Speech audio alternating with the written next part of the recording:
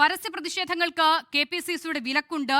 ജനവികാരത്തിന് മുന്നിൽ എന്ത് KPCC എന്ത് നടപടി എന്നൊക്കെയാണ് ആ പ്രവർത്തകർ KPCCയുടെ നടപടിയെക്കുറിച്ച് ചോദിക്കുന്ന മാധ്യമ പ്രവർത്തകരോട് തിരിച്ചു ചോദിക്കുന്നത്.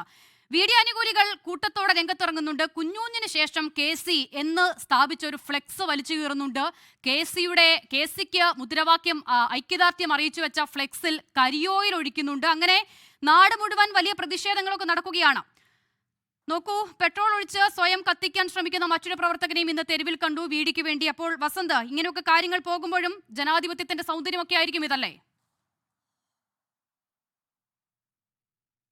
അല്ലാതെ മറ്റെന്താണ് അസിതയ്ക്ക് ജനാധിപത്യത്തിന്റെ സൗന്ദര്യമായി തോന്നുന്നത്? VS അച്യുതാനന്ദനെ മുഖ്യമന്ത്രി സ്ഥാനാർത്ഥിയായി ഉയർത്തി കാണിച്ച് മൗനത്തിൽ അങ്ങനെ തന്നെയാണ് എന്ന് എല്ലാവരോടും പറഞ്ഞ് വോട്ട് മേടിച്ച് അധികാരത്തിൽ വരുമ്പോൾ VSനോട് ഒരു ആർക്കുമില്ലാത്തൊരു പോസ്റ്റർ ഉണ്ടാക്കി കൊടുത്തിട്ട് മാറി നിൽക്ക് എന്ന് പറഞ്ഞിട്ട് പിണറായി വിജയൻ മുഖ്യമന്ത്രി ആവുന്നതാണോ ജനാധിപത്യത്തിന്റെ സൗന്ദര്യം? പാർലമെന്ററി പാർട്ടി പോലും ചേരാതെ ഞാനാണ് മുഖ്യമന്ത്രി എന്ന് സ്വയം പ്രഖ്യാപിച്ച് പിണറായി വിജയൻ വരികയും അതിന് കമാന്നൊരക്ഷരം മിണ്ടാതെ എല്ലാവരും ഓ അംബ്ര എന്ന് റാൻ മൂളുകയും ചെയ്യുന്നതാണോ ജനാധിപത്യത്തിന്റെ സൗന്ദര്യം? പിണറായി വിജയൻ നയിച്ചൊരു തെരഞ്ഞെടുപ്പ് വസന്ത് നോക്കൂ, ആ വിഷയത്തിന് CPIMന്റെ താരതമ്യത്തിലേക്ക് പോയുള്ള മറുപടി അതിലേക്ക് ഞാൻ വരാം. വസന്തിന് അതിനുള്ള സമയമുണ്ട്. ഫസ്റ്റ് ചോദ്യം ഡയറക്റ്റ് ആണല്ലോ. ഇന്ന് ഈ തെരുവിൽ കാണുന്നത് ജനാധിപത്യത്തിന്റെ സൗന്ദര്യം എന്നാണോ വസന്ത് ഉൾപ്പെടെയുള്ള കോൺഗ്രസ് പ്രവർത്തകർ അതിനെ വിശദീകരിക്കുന്നത്? അല്ലല്ലോ അസിത, ഞാൻ പറയുന്നത് തെരുവ് യുദ്ധത്തിലേക്ക് കടക്കാതിരിക്കേണ്ടത് എല്ലാവരുടെയും ആവശ്യമാണ്. ഈ പാർട്ടിയെ സംബന്ധിച്ച് ഈ പാർട്ടി അവർ MLA-മാരുടെ അഭിപ്രായം തരും, MP-മാരുടെ അടക്കമുള്ള മുതിർന്ന നേതാക്കളുടെ അഭിപ്രായം തരും, ഘടകകക്ഷികളുടെയും സോഷ്യൽ ഫ്രാക്ഷനുകളുടെയും അഭിപ്രായം തേടും. അതിനുശേഷം ഒടുക്കം ഹൈക്കമാൻഡ് ഒരു തീരുമാനമെടുക്കും. എങ്ങനെയാണ് ഇതിനു മുമ്പ് ഈ സംസ്ഥാനത്തും ബാക്കിയുള്ള സ്ഥലങ്ങളിലും കോൺഗ്രസ് മുഖ്യമന്ത്രിമാരെ പ്രധാനമന്ത്രിമാരെ ഒക്കെ തീരുമാനിച്ചത്? അത് പാർലമെന്ററി പാർട്ടിയെ കേട്ടാണ്. ആദ്യം പാർലമെന്ററി പാർട്ടിയെ കേൾക്കും, പിന്നീട് ഘടകകക്ഷികളുണ്ടെങ്കിൽ അവരെ കേൾക്കും, ഒരു സോഷ്യൽ ഫ്രാക്ഷനുകളെ കേൾക്കും, ഏറ്റവും ഒടുക്കം ജനങ്ങളുടെ വികാരത്തെ കൂടി മാനിച്ചുകൊണ്ടൊരു തീരുമാനത്തിലേക്ക് ഹൈക്കമാൻഡ് എത്തും. സാധാരണ ഹൈക്കമാൻഡ് നിരീക്ഷകരെത്തും. അവർ പാർലമെന്ററി പാർട്ടിയിലുള്ള എല്ലാ MLA-മാർ അല്ല MP-മാർ അവരുടെ അഭിപ്രായം രേഖപ്പെടുത്തും. അത് ഹൈക്കമാൻഡിനെ അറിയിക്കും. ഹൈക്കമാൻഡ് ഒരു തീരുമാനമെടുക്കും. ആ തീരുമാനം ഈ നിരീക്ഷകർ പാർലമെന്ററി പാർട്ടിയെ അറിയിക്കും. ആ പാർലമെന്ററി പാർട്ടിയിൽ ആരെയാണോ നിർദ്ദേശിച്ചത് അദ്ദേഹത്തിന്റെ പേര് ഒരു MLA നിർദ്ദേശിക്കും, മറ്റൊരു MLA പിന്താങ്ങും. അങ്ങനെ പാർലമെന്ററി പാർട്ടി ആ തീരുമാനവുമായി ഗവർണറെ കാണും. ഇതാണ് തീരുമാനം. ആ തീരുമാനം തന്നെയാണ് ഇതാണ് നടപടിക്രമം.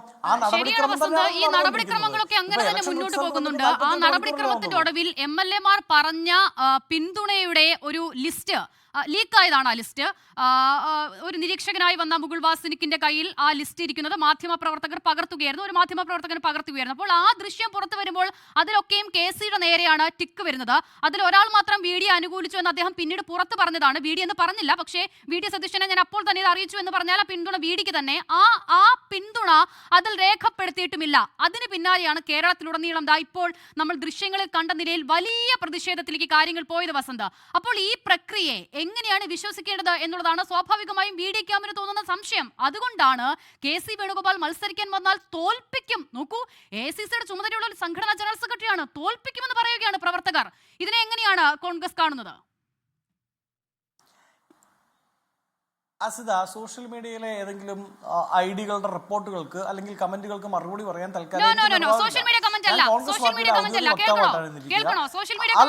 കണ്ണൂരിൽ നിന്ന് നടന്ന പ്രതിഷേധം കേൾക്കണോ? പിന്നെ ആരാ പറഞ്ഞത്? ഒരു മിനിറ്റ്. കണ്ണൂരിൽ നിന്ന് നടന്ന പ്രതിഷേധം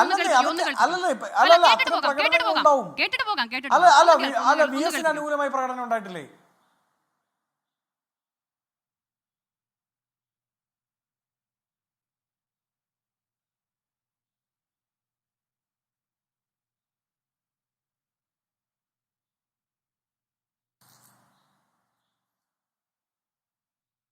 KC വേണുഗോപാൽ മത്സരിക്കാൻ വന്നു കഴിഞ്ഞാൽ എന്തായിരിക്കും നിങ്ങളുടെ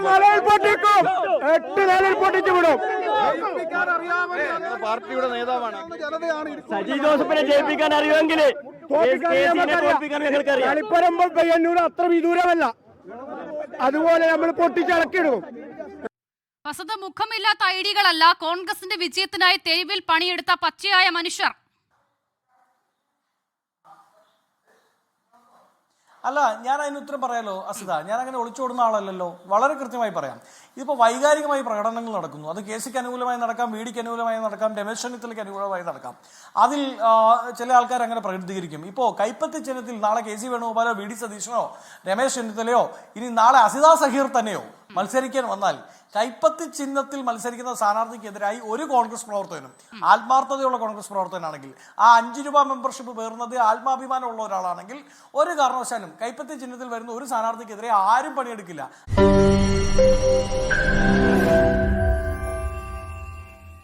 ലോകത്തെവിടെയായാലും ഏത് സമയത്തും 24 വാർത്തകളും ഓഗ്മെന്റഡ് റിയാലിറ്റി പാക്കേജുകളും എക്സ്പ്ലെയിനറുകളും വിശദമായി കാണാൻ ഞങ്ങളുടെ യൂട്യൂബ് ചാനൽ നിങ്ങൾക്ക് സബ്സ്ക്രൈബ് ചെയ്യാം.